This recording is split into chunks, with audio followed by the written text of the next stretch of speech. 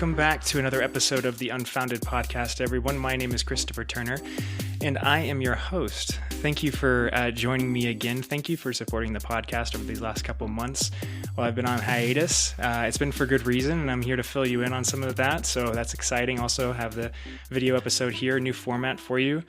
Which is part of what I want to talk about first off in the episode. I wanted to, first off, kind of let you guys know what I've been doing. So initially, I wanted to kind of do podcast episodes out kind of in different locations. And that's kind of still my goal with the podcast to some degree, but it's also morphed in some other ways. Unfortunately, I didn't have the means to do it properly because I didn't have the right equipment, I didn't have the right laptop, and I just had this desktop PC.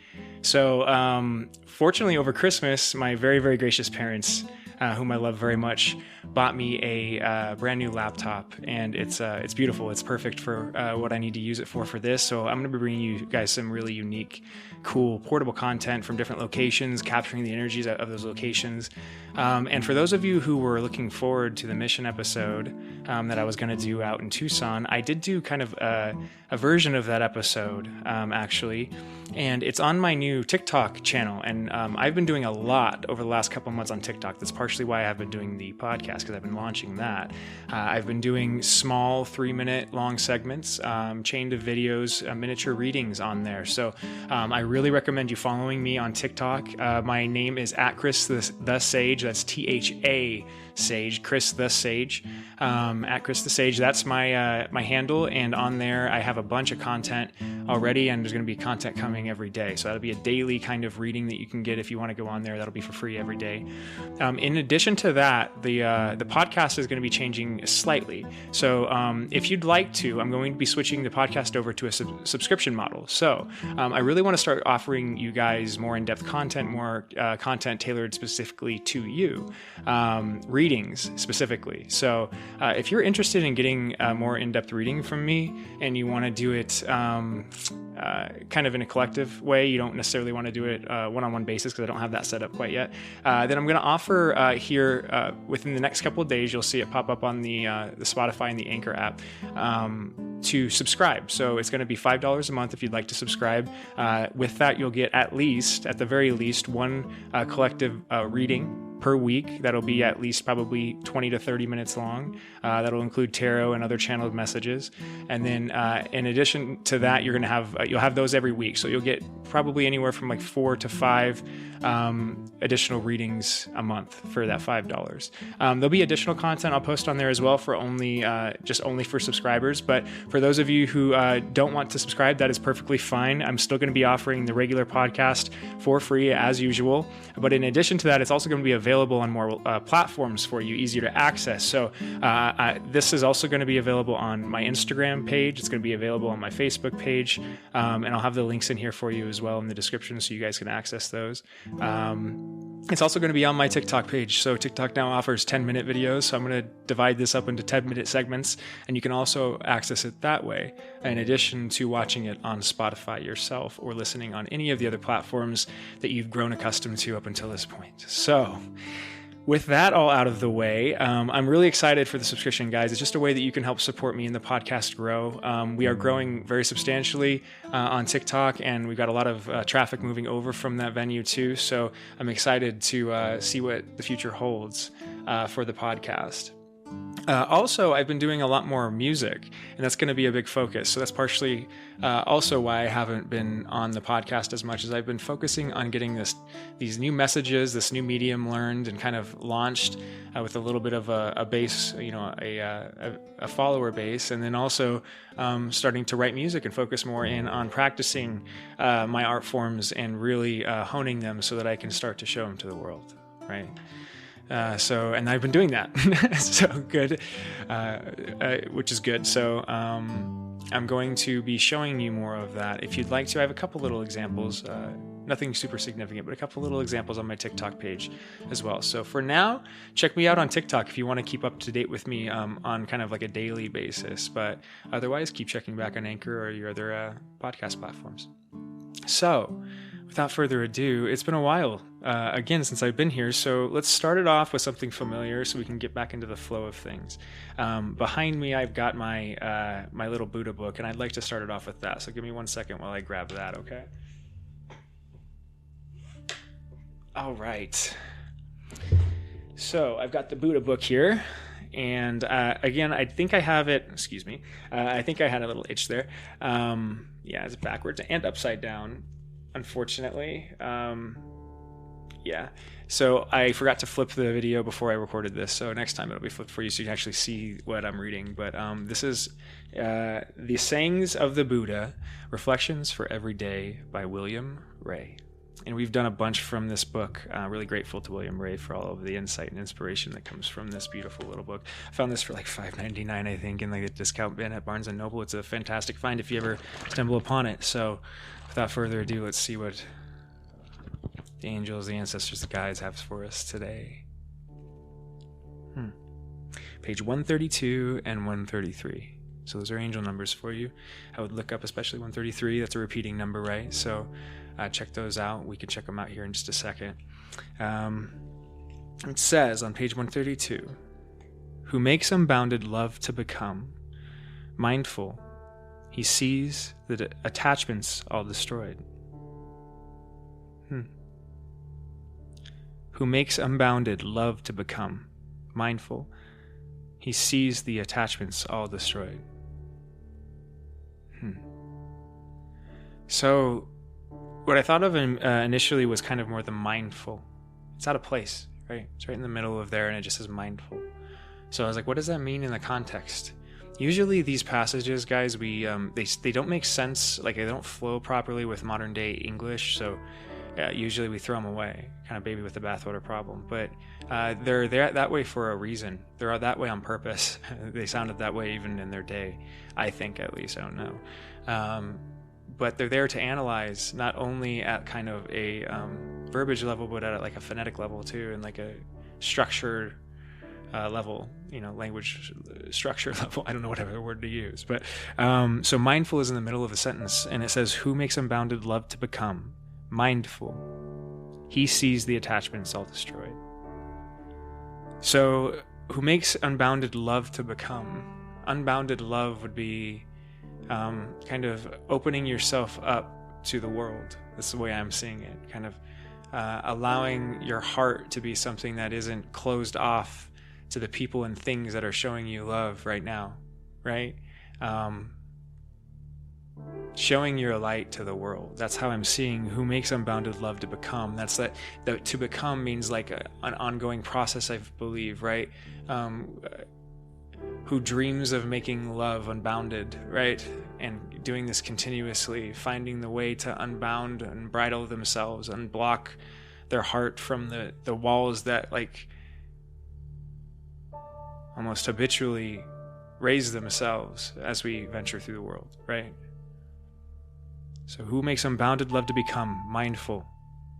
He sees the attachments all destroyed. He sees the attachments all destroyed. What are attachments? What are things that aren't you, right? Things that are added onto you, parts of you that were never meant to be there, that can fall away, can die, right? But in the best way, so that you can be more clearly defined. As you raise those walls and let your love shine through, the things that aren't you, they become more obvious, right? I believe that's what this passage speaks of, and it speaks to what you've been going through as a listener, what you're being asked of, and what you've been asked of, and what we are all being asked of, excuse me, collectively, as a species. Unbridle yourself from the pain of your past by unblocking your heart.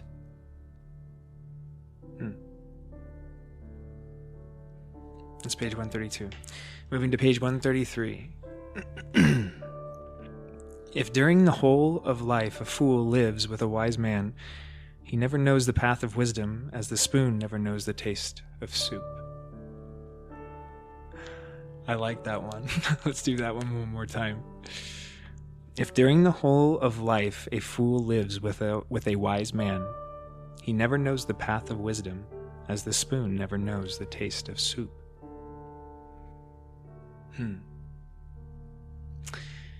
Many of us often will look back on our lives and criticize the people that we've had in our lives, me included, right?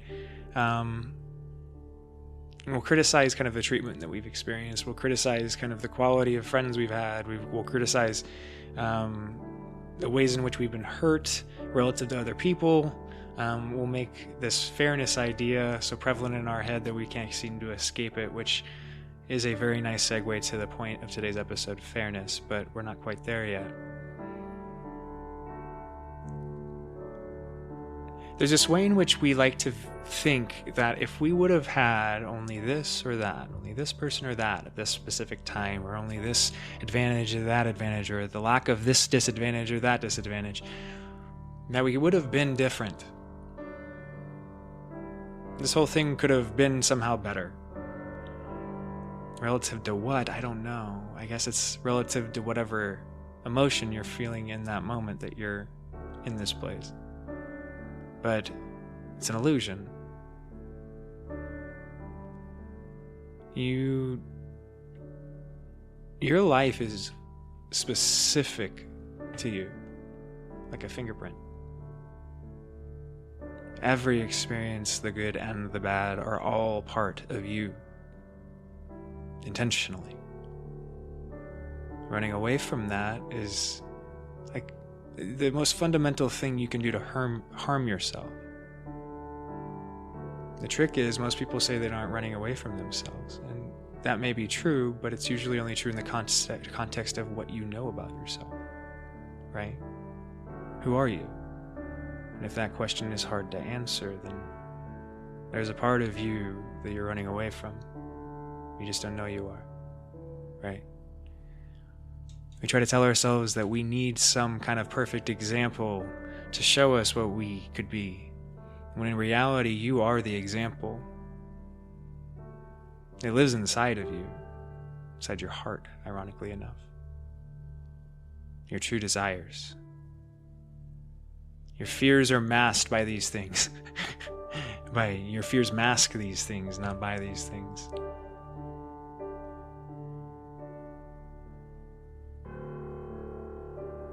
You need to go through a little bit of darkness. You need to have a little bit of ignorance.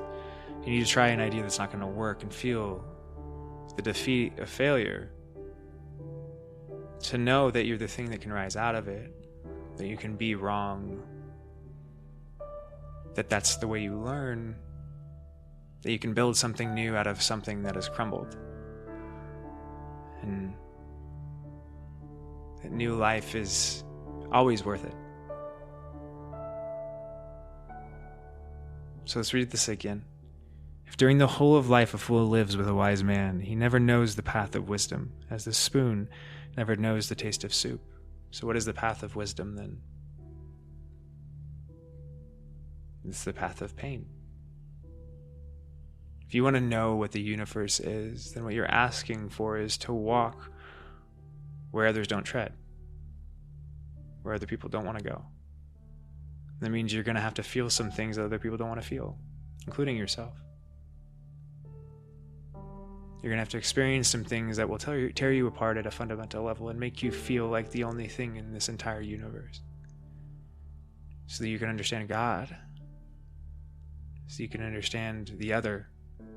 So you can understand you. And you can realize you. Right? But one of the ways we can limit ourselves in this is by focusing on this idea of what's fair.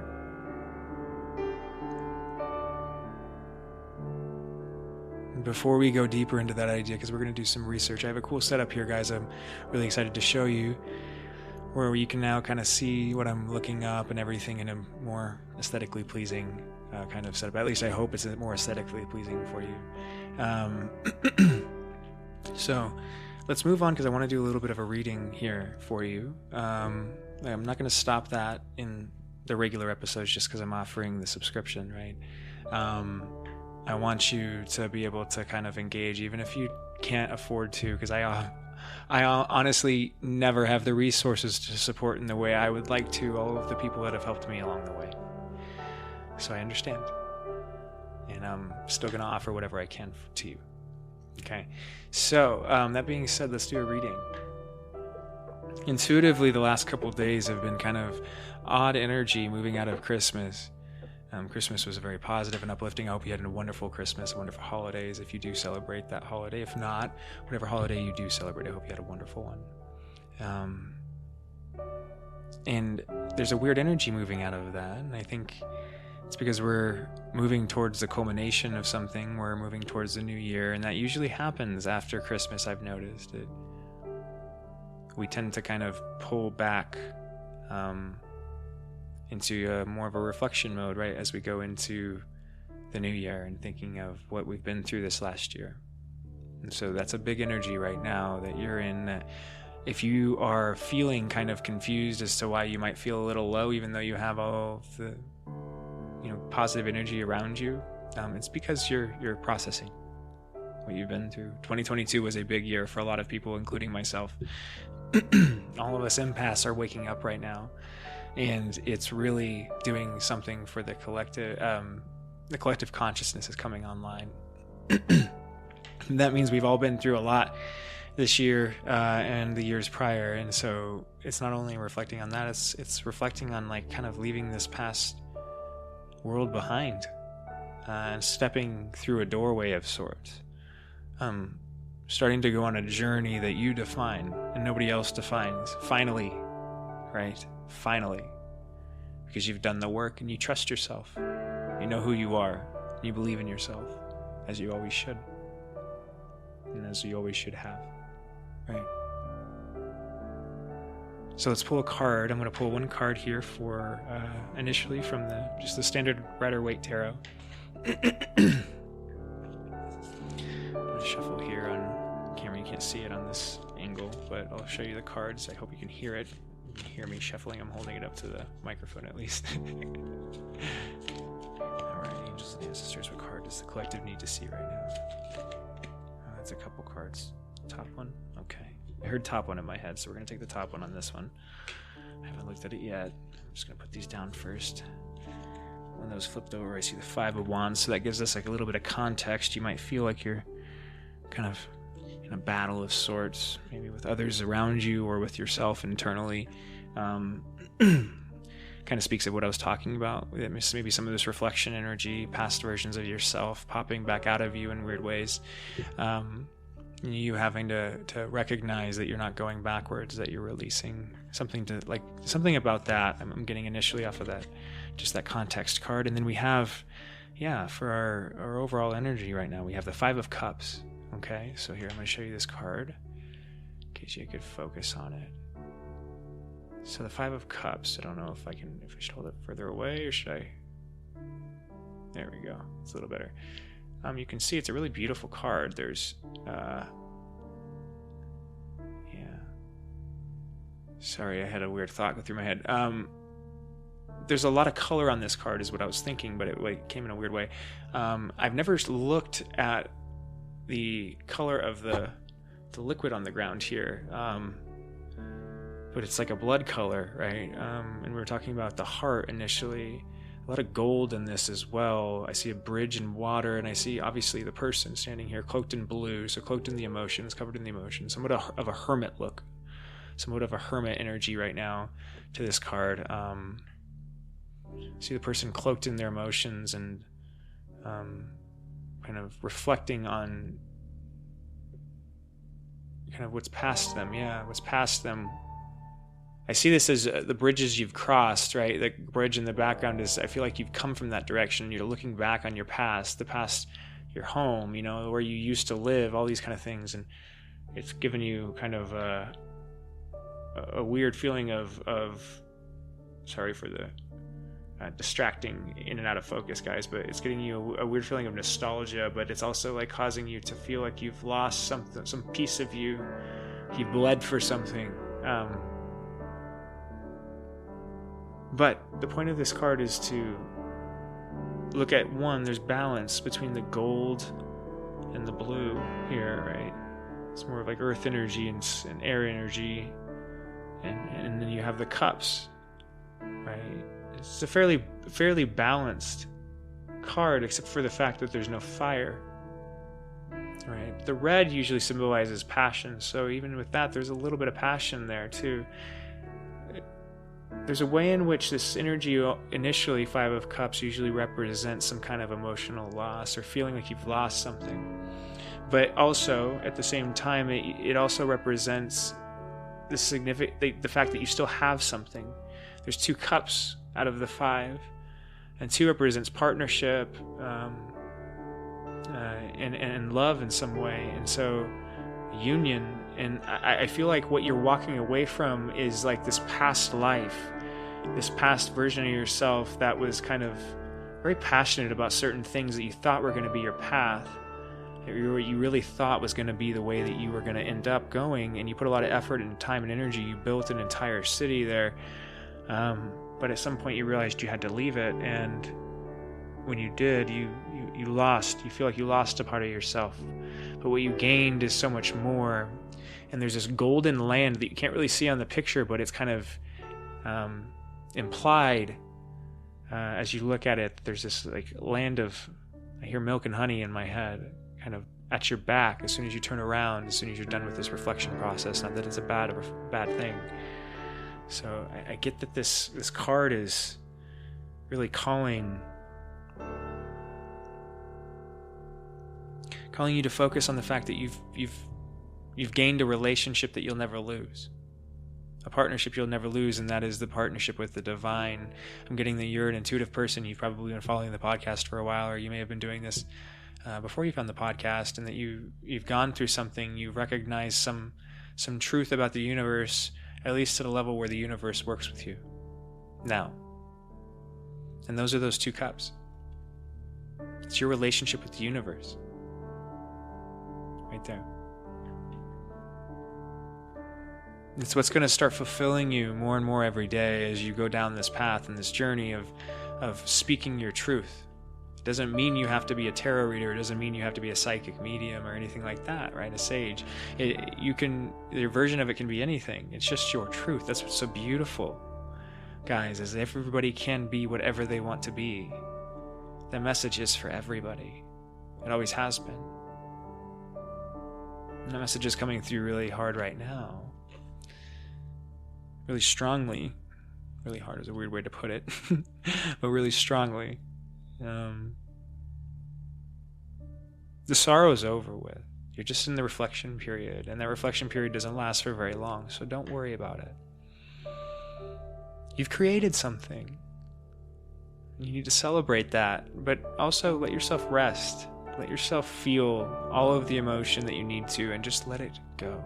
Let it flow like the water, right? Let it flow. Always.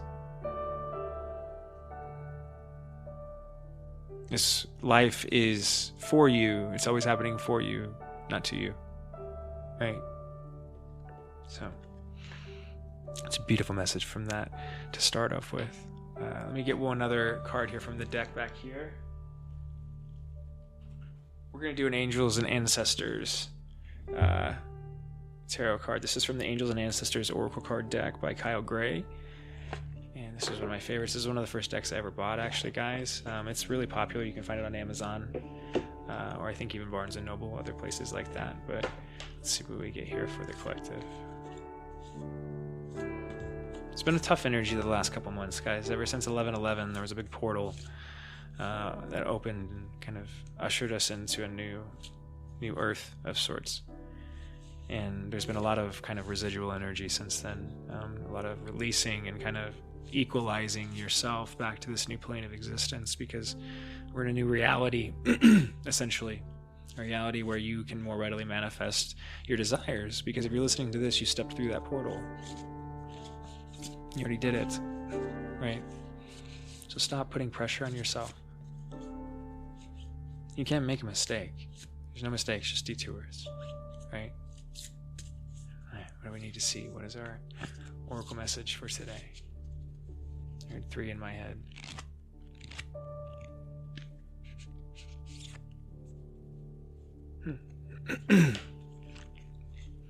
Bottom of the deck, we have the Stargazer. Set yourselves sights higher.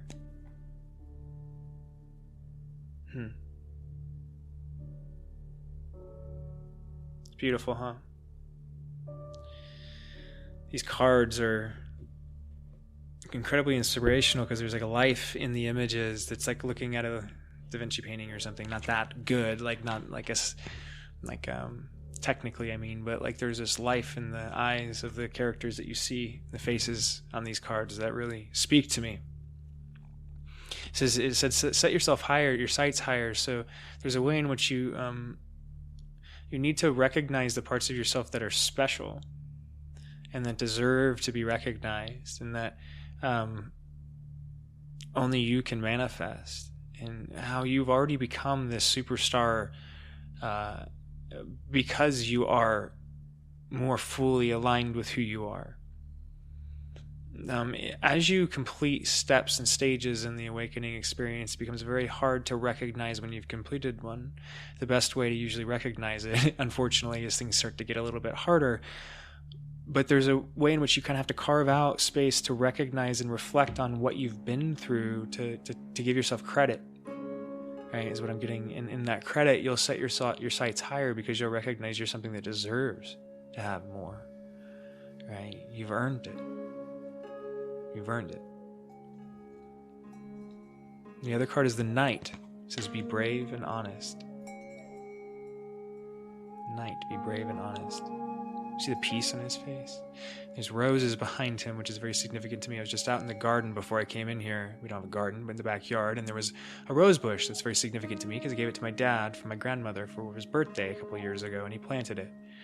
And I was out there preparing for the podcast, and what do you know? But one rose in the middle of the winter, completely out, blossomed, almost exactly the same color as on this. That one rose.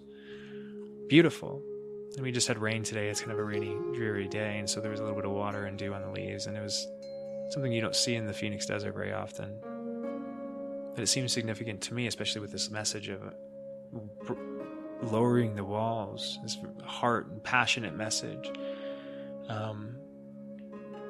This message of kind of reflecting, but also honoring yourself. It says, be brave and honest, and I think what context this is speaking of is in the context of whatever you're creating, whatever your idea is, whatever your dream is. Be brave and honest in actualizing that. And how do you actualize that? Well, by speaking it. Your words are magic. That's how we create in the world. That is your wand. Words and wand. So speak it. If you've never said out loud, think about it. Ask yourself, have I ever said out loud what I actually think I am, what I want to be, what my biggest, wildest dream is? Have I ever called myself that out loud? And if you haven't, do it. And also ask yourself why you haven't, because it'll give you a little bit of a context to how you can block yourself and how the whole ascension process works. All right? So that's what I've got for the tarot cards today, guys. I hope that helps. Again, we're going to get more specific messages. If you'd like to subscribe to the podcast, like I said, $5 a month, you'll get at least 4 to 5 individual readings for the collective, but also obviously a much smaller collective if you're part of the subscriber audience, so it'll be more specific to you. All right, so without further ado, let us roll right into it, which is what I think I say every time when I listen back to the podcast. Because the topic today that I have is fairness, and we have a really, excuse me, I'm kind of up here, it's weird, my face is very big in this new perspective, so it's weird when I go to itch anything or like adjust myself, I can see it in like big detail, and it's weird. So I have this new layout, and I can kind of incorporate you guys into some of the research like I have done before, but this is going to be a little bit easier to look at and a little more pleasing. So today the topic is fairness, and it's a topic that oddly enough I thought of and I wanted to come. I got so passionate about it about 3 or 4 days ago, actually through a TikTok video, and it wasn't talking about fairness, but it was something in the message that I listened to, and I can't remember exactly what it was at this point in time, but something hit me in the idea of fairness and how fairness is a really dangerous idea when put into proper context. But before we get into kind of that depth and I guess criticizing the idea, let's figure out what it is first, right? So let's go ahead and pull up. Actually, let's go to this one. We get full page. So here's kind of a full page so you guys can follow along. But let's pull up I'm going to go to Google. I want to search Bing. Definition of fairness, right? Wikipedia. Did I spell it right? Yeah. Okay. So, here we go. Let's see. It says, fairness or being fair can refer to justice, equity, social justice. That's kind of...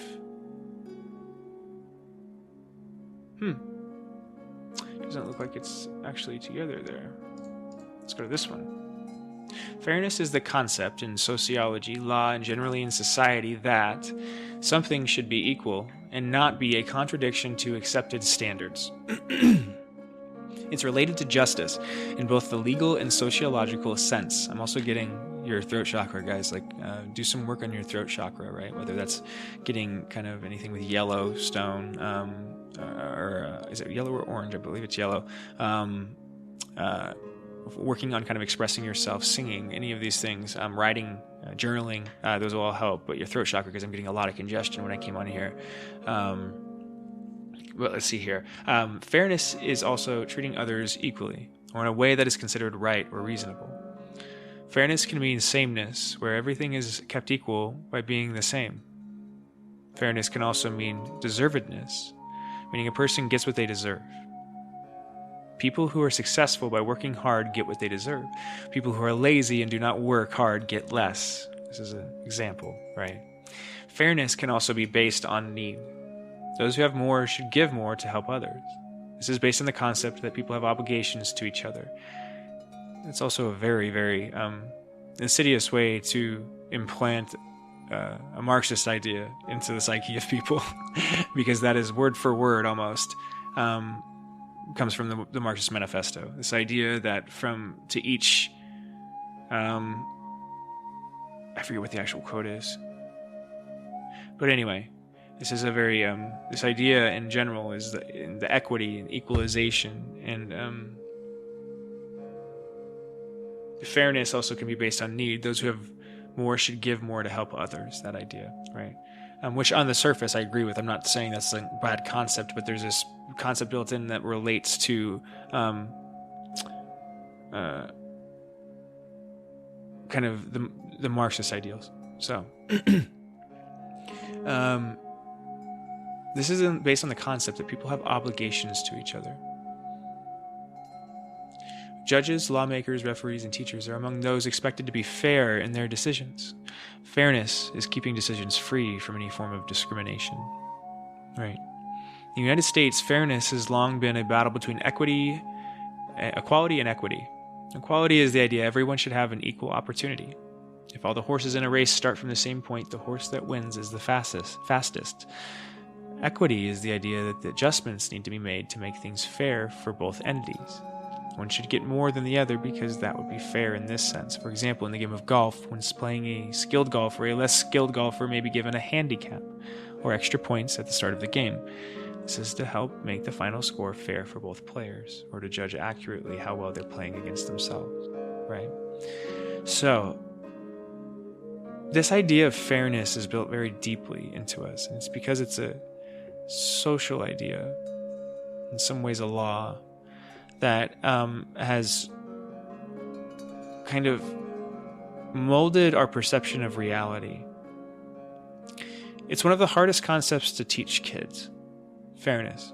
Any parent will know this. If you sit down, or if you have a child, or if you've ever been kind of in a point where you've had to take care of a kid and they've approached you with some aspect or some experience that was unfair, you'll recognize very quickly it's very hard to explain the concept of fairness to even a kid, right? It's sometimes even harder, oddly enough. It's more complicated than we like to think. And it doesn't make as much sense as we like to think. right? So fairness is about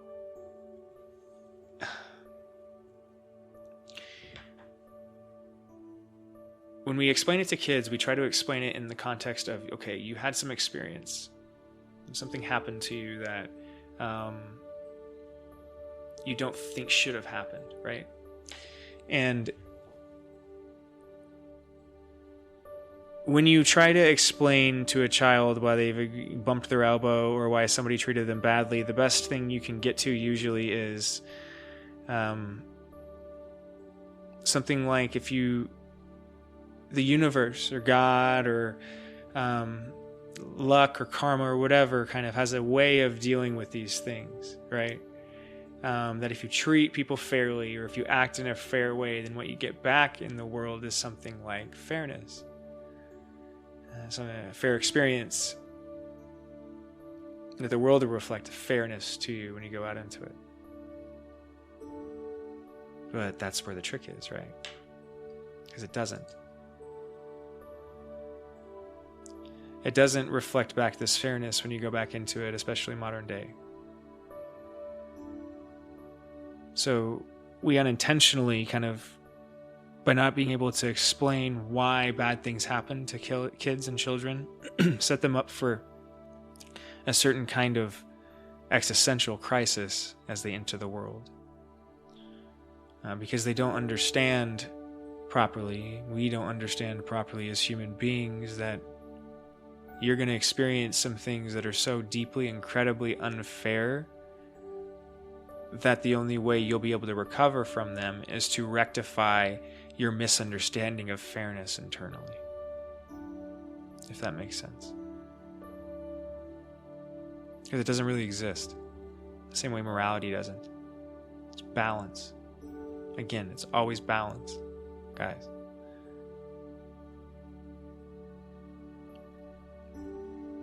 When you approach a situation with the idea of making it as fair as possible, you try to make sure that you're doing to everybody else or to the other entity exactly what you would expect back from them. You enter into an agreement every time you treat somebody fairly that they're going to treat you the same way, right? And when you don't experience it back, there's a way in which that will slowly crumble your perception of reality. If you grew up in a world that kind of maintained that fairness to an unrealistic nature, unrealistic degree, if you went to, as we do with children, and we put them through this hyper unrealistic environment nowadays of school that doesn't mirror the real world in any significant way, so that when they experience it and enter into it, they're immediately bombarded with this sense of unfairness because there's nobody there to equalize everything. There's nobody there to tell on. There's nobody there to fix the problems that aren't being fixed. And so you experience unfairness. And you experience from other people because other people become traumatized as they grow up. Other people take advantage of you. Other people trick you and manipulate you. Other people hurt you.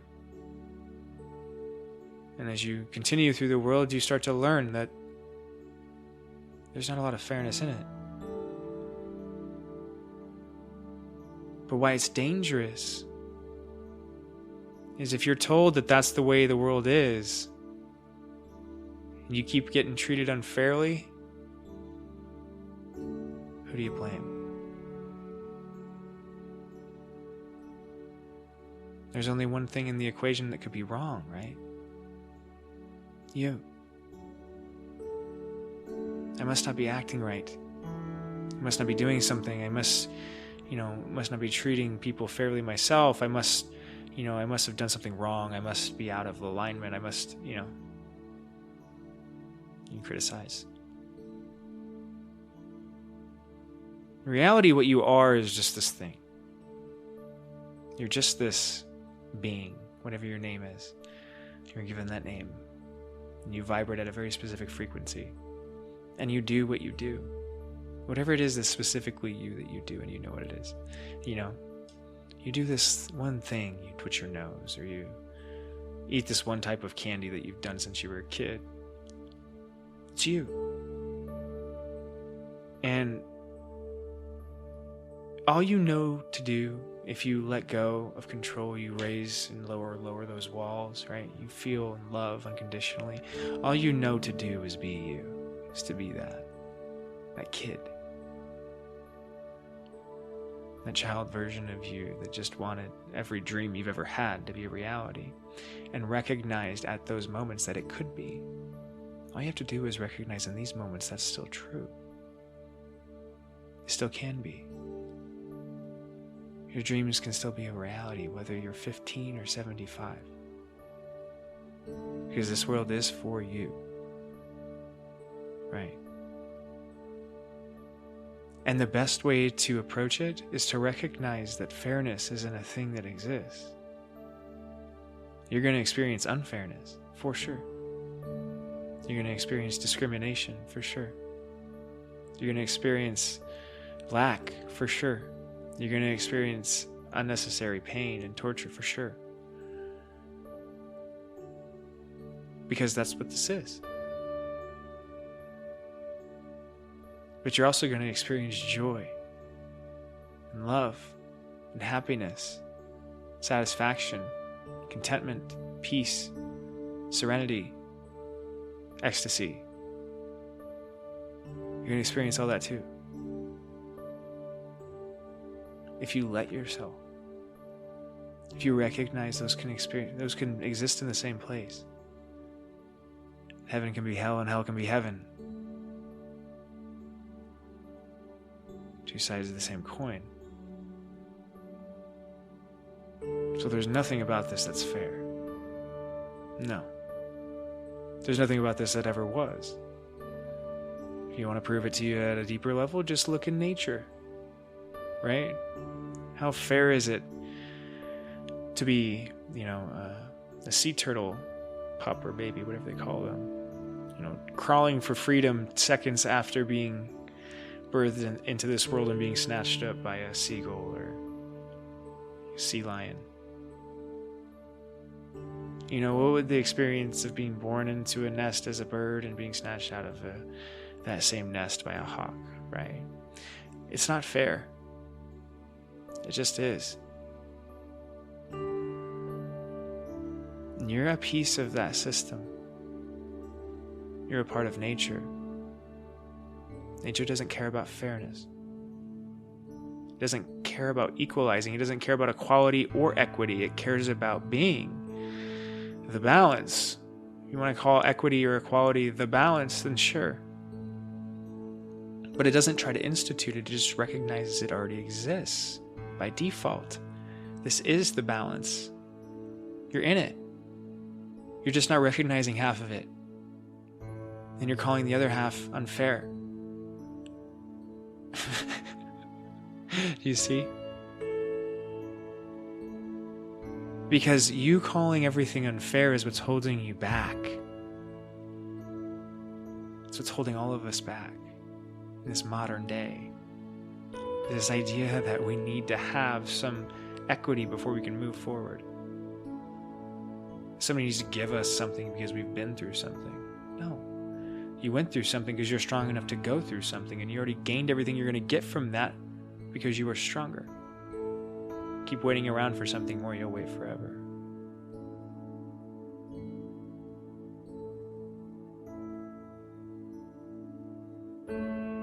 The fairest thing that could happen to you is for you to be who you are, truly, to realize your full potential, truly. And the only way that happens is for you to experience unfairness because you aren't that right now. Or you'd already be there. Right? You need to experience something that isn't whatever you are now. And I bet you think you're put together right now, don't you? Just like I do. So you gotta be knocked around. And that's unfair. You don't want fairness. If you want fairness, you want stagnancy. You want comfort. You want more of the same. Or degradation.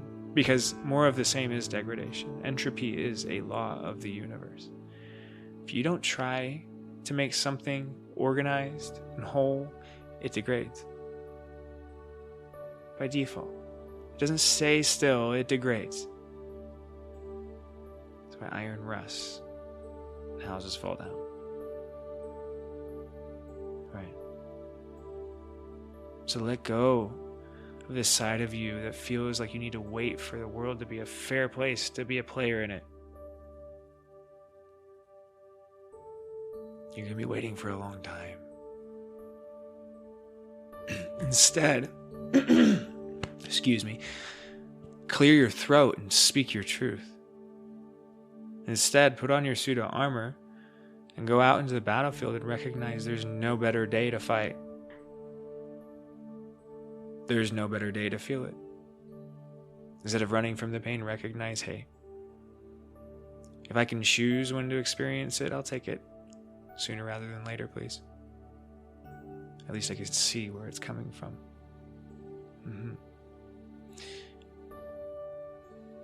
When you accept that the world is not a fair place, and you start looking for ways in which you can exercise yourself in it, regardless of how fairly it treats you, you become something that's stronger than this social conception that has restricted you your whole life.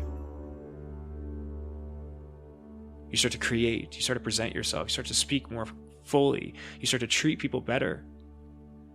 Because you're not waiting for them to treat you fairly. You don't expect them to. You know they're going to treat you unfairly. And you know you're strong enough to handle it. Because you are who you are. You're the thing that walks right through it. Right? You were made this way. And if you experience unfairness, it's because there's some lesson in it. There's no more you should take from that. No more outward projection that will help you. No more identifying who did it that will make it better, because it won't, because you'll find it. Because it's unfair. And then you'll get stuck spinning in a circle, screaming at the top of your lungs, hey, it's unfair, it's unfair. And everybody's like, yeah, fucking A, it is. It's unfair as shit. And then you just, yep. You spiral. Because you're focusing on something that you're never going to change. It's a fundamental aspect of the universe. You experienced low vibration. You experienced the downside of the curve. But all you want to do is focus on where it took you instead of allowing it to take you back up. So where do you stay? Where you're looking. Fairness. I guess I'm not a big fan of the concept. I didn't know that before starting this episode, guys. It's refreshing to be back on here. It's refreshing to be speaking with all of you because, these are the things I speak about. These things because these are the things that have held me back, right, and hold me back. Partially why I speak of this is as you wake up, if you are psychic, if you are sensitive, which I believe we all are, but if you are somebody that's tuning into that at this point, you will recognize, unfortunately, that as you start to sense people, that isn't always a pleasant thing. That you don't get to choose when you feel them. Right? And so, as you start to speak your truth, you get to feel all of that positive energy. You'll feel all of the positivity from people that are impressed by you and love you for speaking your truth. And then you get to experience the other side of it too, which is all of the people that are hurt by it because they aren't expressing their version of it. You can feel that. So bittersweet's a good way to explain what it feels like to be psychic and to be waking up or to be woken up. And it's not fair.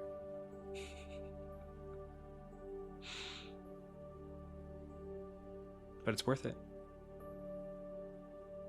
For sure. And I'm getting that that's what you're being called to. Don't be scared. You're seeing me for a reason. You know, I'm not exactly the top of the podcast list at this moment in time, even though we will be there some point. You know, so if you're seeing me now, there's a reason you're seeing me. All you're being asked to do is just embrace yourself a little bit more and love who you've become. I don't have to explain to you how much energy is around you because you can hear him right now.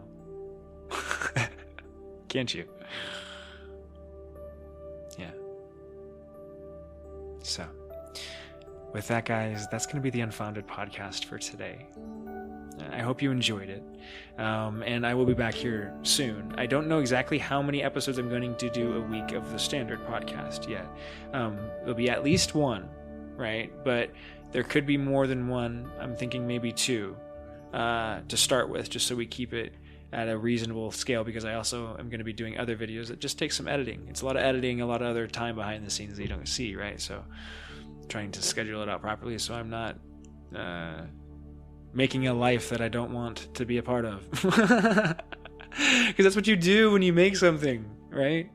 I'm designing my life. How much of this do I feel like I can do, and how much of the TikTok can I do? How much Facebook and how much Instagram? How much tarot and how much channeling? It's up to you. That's the beauty in it. Because you're free, or you're freeing yourself. So just keep going. Because it feels good. And I want to send you a lot of love. Because you deserve it. And I can feel you right now as a listener on the other end of this. I can feel you. And it's good things. You should be very proud of yourself. So come back and join us again here soon within the next couple of days. Like, share, subscribe, follow me on TikTok at Chris the Sage, or check out my Facebook, Instagram pages, The Unfounded Podcast. You can just search it. It should pop up for you. Alrighty. And I want to thank you again from the bottom of my heart. And I'll be back on here soon. Bye.